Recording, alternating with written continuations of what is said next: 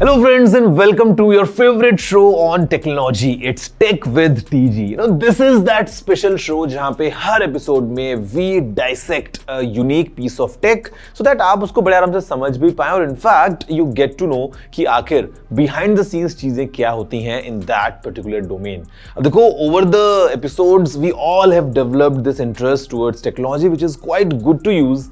But sometimes ये हमारे लिए खतरा भी लेके आती है. So if you are watching this on TVs make sure there are no distractions. अगर आप ये देख रहे हैं एनडीटीवी नेटवर्क्स के डिजिटल प्लेटफॉर्म्स के ऊपर सो मेक श्योर कि आपके फोन का शेयर बटन पे आपकी उंगली रेडी है because you want to share this critical piece of information around your friends and family because आज के एपिसोड में we gonna talk about cyber crime. Is pretty important for all of us to know and learn कि cyber crime क्या है, क्या अलग अलग cases हो सकते हैं और हमें इससे कैसे बचना है. हेलो गाइस, मेरा नाम है Gaurav A K technical Guruji. You are watching tech with TG. जल्दी से आगे बढ़ते हैं, चलिए शुरू करते हैं.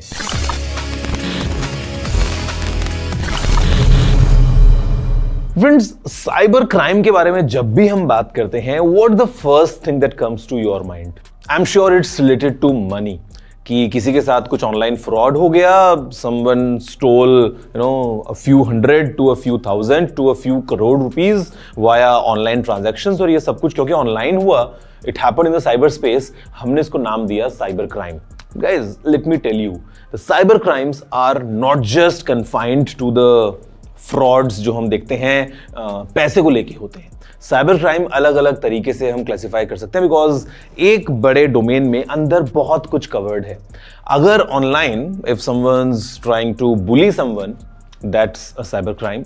अगर कोई आपके अकाउंट को हैक करने की कोशिश करता है दैट्स साइबर क्राइम. अगर किसी ने आपके आईडी को चुरा के और अलग तरीके से कोशिश की है पोर्ट्रे करने की, that's cyber crime. If someone's trying to impersonate you, that's cyber crime. So basically cyber crime is not just confined आपके जो पैसे को लेके फ्रॉड होता है, उसके अलावा भी the domain is quite big. Guys, you would be surprised to know कि साल 2024 में शुरू के केवल 4 महीने में ही जो Indian cyber crime coordination centre है उनके पास टोटल 7,40,000 से ज़्यादा कंप्लेंट्स आई और इसमें से 85% से ज़्यादा जो थी वो थी about online fraud related to money. लोगों ने काफ़ी ज़्यादा पैसा गंवाया है. Now this is just about India. Just imagine how dirty the situation is, or I would say how scary the situation is. अगर हम global standards को भी accumulate कर लेते हैं, cyber crime is a real problem of today's time and age. Cybercrime, a pressing digital age challenge, poses significant threats to individuals, businesses, and governments worldwide. As technology advances, cybercriminals employ increasingly sophisticated methods. इससे prevention और combat काफी difficult हो जाता है. One primary reason cybercrime is so problematic is its scale. Cybercriminals vulnerabilities को exploit करते हैं to steal sensitive information, disrupt services, and extort victims. Individuals के लिए cybercrime can lead to identity theft, financial losses, and emotional distress. Businesses, data breaches, operational shutdowns, और reputational damage face करते हैं, potentially resulting in financial ruin. Governments are also targeted, with attacks on critical infrastructure and sensitive data posing national security risks. Ransomware एक glaring example है cyber crime के devastating impact का. Hackers encrypt valuable data and demand exorbitant sums for its release, crippling organizations and institutions. Healthcare sector particularly vulnerable है, with hospitals targeted, leading to disruptions in patient care and even loss of life in extreme cases. Furthermore, the global interconnectedness of digital systems amplifies the problem. A breach in one country can have ripple effects worldwide. For instance, supply chain attacks where hackers infiltrate trusted software providers can spread malware to countless businesses and users. Internet की anonymity इस fight को और complicate कर देती है. Criminals world के किसी भी कोने से ऑपरेट कर सकते हैं, often in jurisdictions with weak cyber laws, making prosecution challenging. The lack of a unified global framework to tackle cybercrime allows criminals to exploit loopholes, perpetuating the problem. Smart devices पर हमारी रिलायंस ने cyber attacks के surface को significantly expand कर दिया है. Each new device, ranging from smart homes to connected cars, presents another potential entry point for hackers. In conclusion, as our technological dependence increases, so does our vulnerability to cybercrime. It's imperative to acknowledge the severity of this issue and take decisive action to minimize its impact, ensuring a secure digital future for everyone. और इसके लिए सिर्फ policies का wait करना is not enough, but following the right practices and being aware is also crucial, ताकि आप safe रह सकें. In this episode, we hit the streets to gather people's questions about cybersecurity and got them answered by an expert in the field. It's great to be here. I'm excited to discuss how we can better protect ourselves in an increasingly connected world. अजी sir, मेरे मन में ये वाला question है, जब हम UPI payments करते हैं उनसे हमारा डाटा लीक तो नहीं होता? UPI transactions are generally secure, but like any technology, there are privacy concerns. UPI को प्रॉपरली चलाने के लिए कुछ डेटा जैसे टेलीफोन नंबर्स, ट्रांजैक्शन डिटेल्स और पर्सनल इंफॉर्मेशन कई पार्टीज के साथ शेयर होता है, बैंक्स, पेमेंट प्रोवाइडर्स और मर्चेंट जैसे लोगों के साथ. अभी जो नया डेटा प्रोटेक्शन रेगुलेशंस आए हैं, उनका मकसद है कि हमारे पर्सनल डेटा को ज्यादा से ज्यादा सिक्योर किया जाए. यूपीआई सिस्टम्स अपने आप में सिक्योर है, लेकिन हमेशा अपने ट्रांजैक्शन के दौरान अपने शेयर किए हुए डेटा का ध्यान रखना बहुत जरूरी होता है. एक इंपॉर्टेंट चीज यह है कि ट्रांजैक्शन हमारा डिवाइस पे होता है, इसलिए अपने डिवाइस को सिक्योर रखना बहुत जरूरी है ताकि कोई फ्रॉडलेंट ऐप आपके डेटा को सुन ना रहे हो और अपना स्क्रीन अनऑथराइज्ड थर्ड पार्टी के साथ शेयर ना हो और कोई डेटा ब्रीच ना हो. यही वजह है कि फ्रॉड प्रिवेंशन की इंपॉर्टेंस है. हमारे डिवाइस और हमारे ऐप्स को सिक्योर करना बहुत जरूरी है ताकि हमारे डेटा सेफ रहें. मैं अपनी आप बीती सुना रहा हूँ कि मैंने अपने एटीएम से एक बार 1000 रुपये निकाले और मैंने जल्दी से उसको डिस्कनेक्ट नहीं किया. उसके बाद मैंने कुछ दिन बाद में फिर अपना बैलेंस चेक करा तो उसमें से 9000 रुपये ऑटोमेटिकली निकल गए थे. उसकी कंप्लेंट मैंने अपना जो पीएनबी के मैनेजर है उनको की, मगर वो कह रहे भाई ये तुमने कुछ देर के बाद, कुछ सेकंडों के बाद आपने 9000 रुपये निकाले हैं. तो मैंने कहा सर वो तो मैंने निकाले. कह रहा कुछ भी है, या तो हो सकता है कि आपके सामने वो जो कोई खड़ा हो उसने ऐसा निकाल लिया हो. बाकी मेरा एटीएम मेरे पास होने के बाद और जो उनने निकाल लिए पैसे या नहीं निकाले ये तो मेरे को पता नहीं. तो इसका क्या प्रावधान है या उस पर क्या रोक टोक है? यूपीआई ट्रांजैक्शन को सेफ रखने के लिए सबसे पहला रूल है कि कभी आपका यूपीआई पिन या ओटीपी किसी के साथ शेयर मत करो. साथ ही अनसॉलिसिटेड मैसेजेस या फिशिंग अटेम्प्ट्स से बहुत केयरफुल रहो. अगर आपको कोई डाउट है तो रिसिपिएंट की डिटेल्स दोबारा चेक कर लेना. और एक सिंपल टिप, अपने डिवाइस और यूपीआई ऐप को हमेशा अपडेट रखो और अगर पॉसिबल हो तो बायोमेट्रिक ऑथेंटिकेशन एनेबल कर लो ताकि एक्स्ट्रा सिक्योरिटी मिले. अगर फिर भी आप फ्रॉड का शिकार हो जाते हैं तो घबराइए मत. सबसे पहले अपने बैंक को इमीडिएटली रिपोर्ट करें और लोकल अथॉरिटीज को कांटेक्ट करें. आप national cyber crime reporting portal पर भी जा सकते हैं जहां पे आप वहां पे रिपोर्ट कर सकते हैं आपके इश्यूज. अगर फिर भी प्रॉब्लम सॉल्व ना हो तो बैंकिंग ओम्बड्समैन के पास भी जा सकते हैं.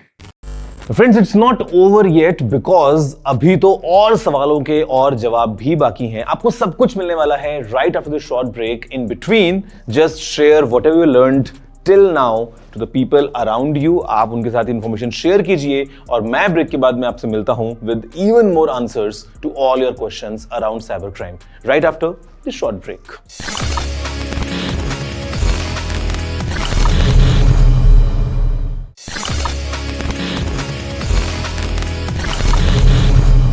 Hello friends, welcome back after the break to your favorite tech show. It's Tech with TG and in today's episode अभी तक हमने बात की अराउंड साइबर क्राइम और मुझे बहुत अच्छा लगा ये जान के कि हम आपके सवालों के जवाब दे पा रहे हैं, because what I have observed is कि अक्सर लोग इन चीजों को लेके बात नहीं करते हैं just because maybe they are too scared to share all their experiences within their friends group.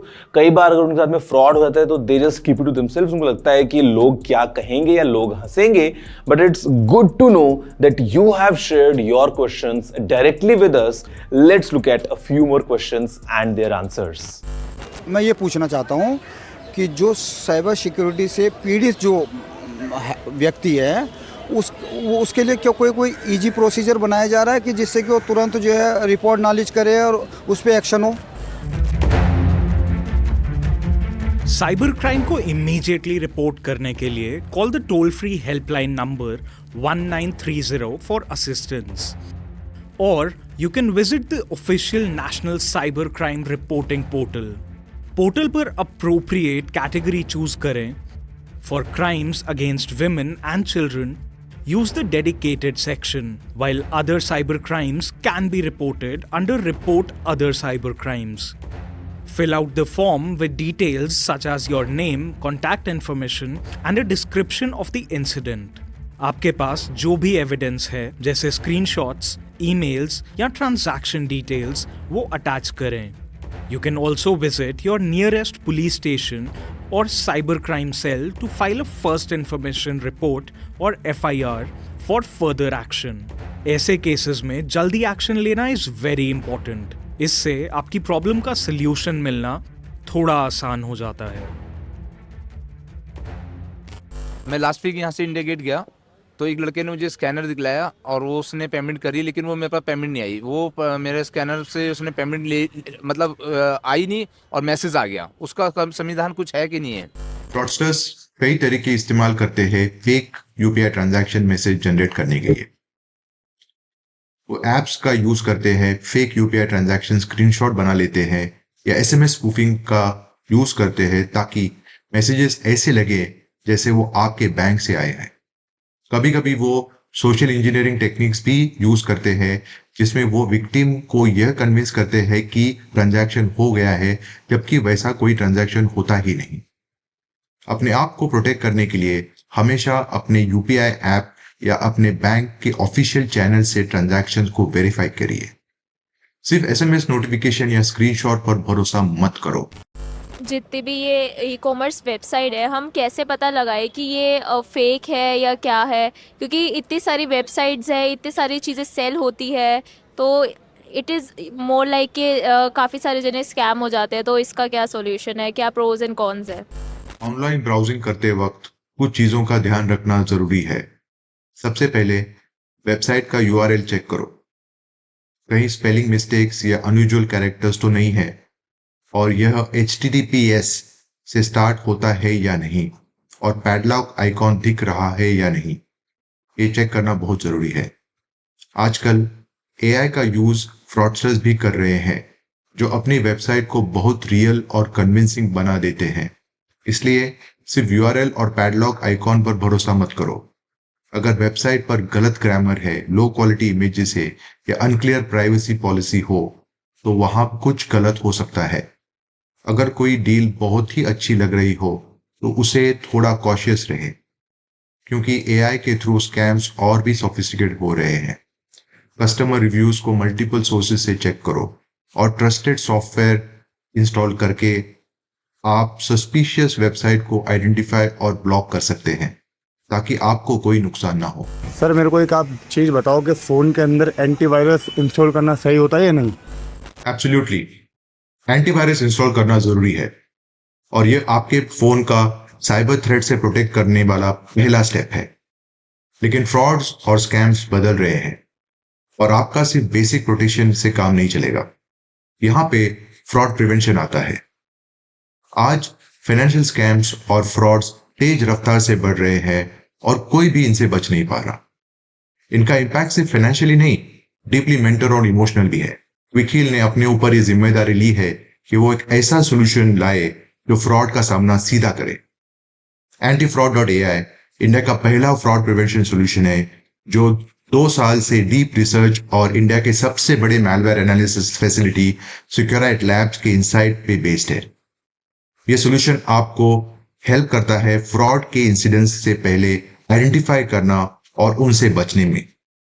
कुछ की फीचर्स है secure UPI transactions, real time banking fraud alerts, scam protection जो फिशिंग अटेम्प्ट्स को ब्लॉक करते हैं, और फ्रॉड ऐप डिटेक्शन जो harmful apps को डिटेक्ट करता है।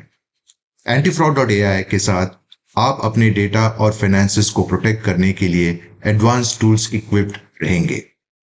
So friends, that's all from this week's episode of Tech with TG. Today it was all about cybercrime. Keep this number in mind, it's 1930. Keep the website in mind, it's cybercrime.gov.in, and it's very important for all of you to report all such incidents. हल्के में हम इसको नहीं ले सकते हैं because the volumes are huge, the amounts involved are huge, and आप नहीं चाहेंगे कि आप या आपके किसी friends के साथ या किसी नोन के साथ, नोन छोड़िए हमारे देश में किसी के साथ कोई भी साइबर क्राइम फ्यूचर में हो। So it's very important for all of us to be safe and keep the people around us safe, और ये हम कर सकते हैं बाय फॉलोइंग सम टिप्स, और इनफैक्ट अगर कभी आपको मिलता है कोई इंस्टेंस, उसको रिपोर्ट करना बहुत जरूरी है। मैं आपसे मिलता हूं अगले एपिसोड में और इंटरेस्टिंग टॉपिक के ऊपर थोड़ा सा in depth tech point of view से बात करते हुए। अभी के लिए इतना ही। See you all next week, same time same place. Take care and have a good day.